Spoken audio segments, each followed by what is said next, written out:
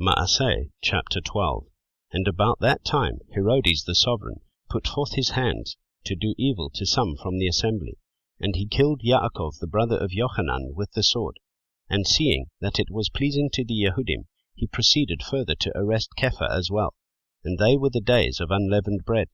So when he had seized him, he put him in prison, and delivered him to 4 squads of soldiers to watch over him, intending to bring him before the people after Pesach.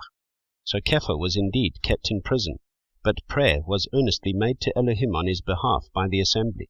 And when Herodes was about to bring him out, that night Kepha was sleeping, bound with 2 chains between 2 soldiers, and the guards before the door were keeping the prison. And see, a messenger of Yahweh stood by, and a light shone in the building. And smiting the side of Kepha, he raised him up, saying, Get up quickly. And his chains fell off his hands.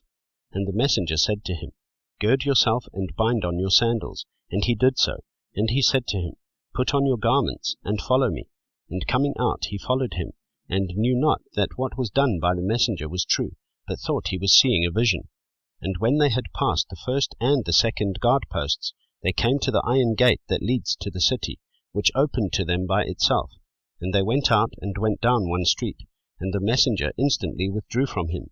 And when Kepha had come to himself, he said, Now I truly know that Yahweh has sent his messenger and delivered me from the hand of Herodes, and from all the Yehudi people were anticipating.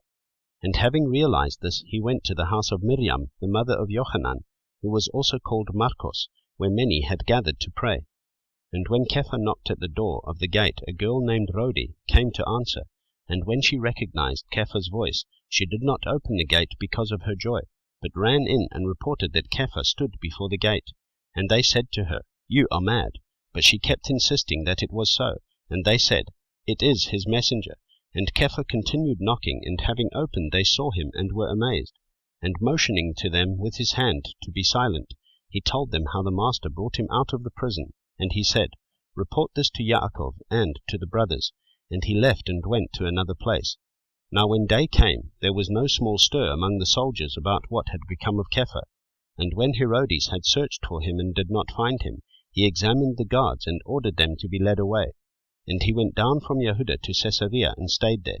Now Herodes had been highly displeased with the people of Tzor and Tidon, but with one mind they came to him, and having made Blastus the sovereign's eunuch their friend, they were asking for peace, because their country was supplied with food by the sovereign's country. And on an appointed day Herodes, having put on his royal clothes, sat on his throne and gave an address to them. And the people kept shouting, The voice of a mighty one, and not of a man. And instantly a messenger of Yahweh smote him, because he did not give the esteem to Elohim, and becoming worm-eaten he died. And the word of Elohim went on growing and spreading. And Barnabas and Shaul returned from Jerusalem, having completed the service, and having taken with them Johanan, who was also called Marcos.